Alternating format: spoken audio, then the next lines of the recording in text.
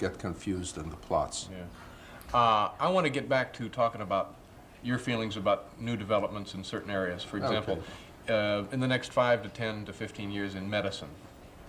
Well, it seems to me that the important discoveries will be how to fiddle around with genes so as to perhaps correct some of the diseases that are congenital. Maybe instead of treating diabetes with insulin, we can fix up a gene so that you make your own. Maybe perhaps we can get rid of some other conditions like that.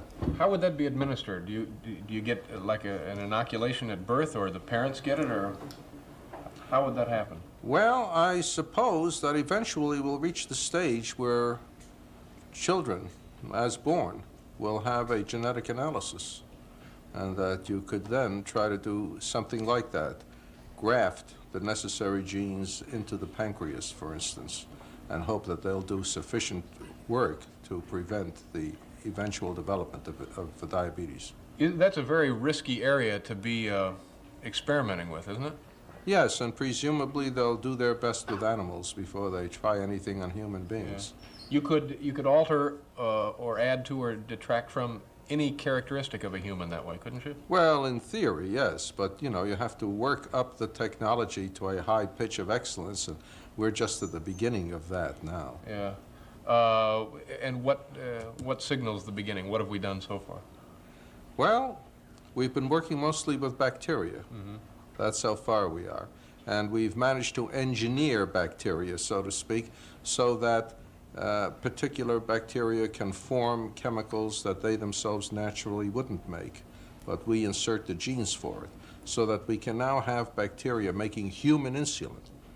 Diabetics now take insulin obtained from slaughtered domestic animals, which is not exactly like human insulin. It does the work, but you could get allergic to it.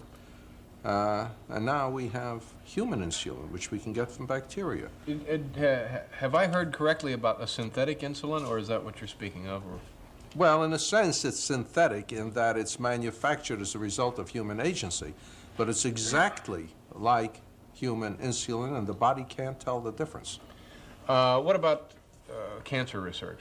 Any breakthroughs there? Well, heaven only knows. We've been waiting for one for 30 years at least, maybe 50. And we can never tell when it'll come, but it isn't here yet. Yeah. What about the weapons race?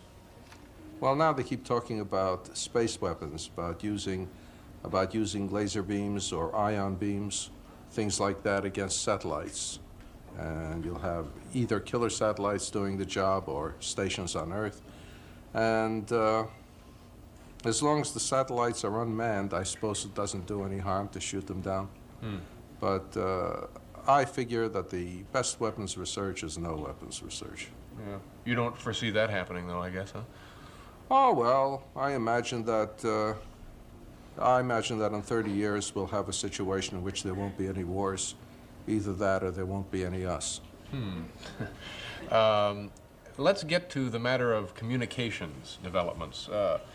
We were unable to place a call here to Missouri on a fairly sophisticated piece of equipment.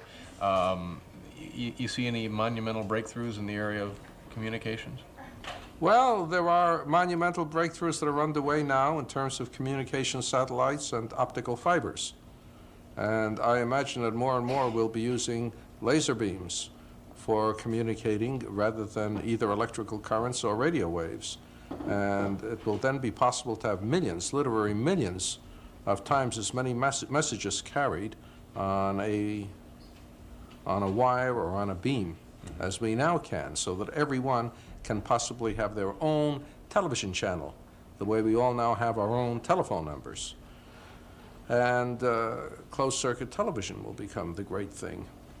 And everything from education to research will be done by way of communication devices.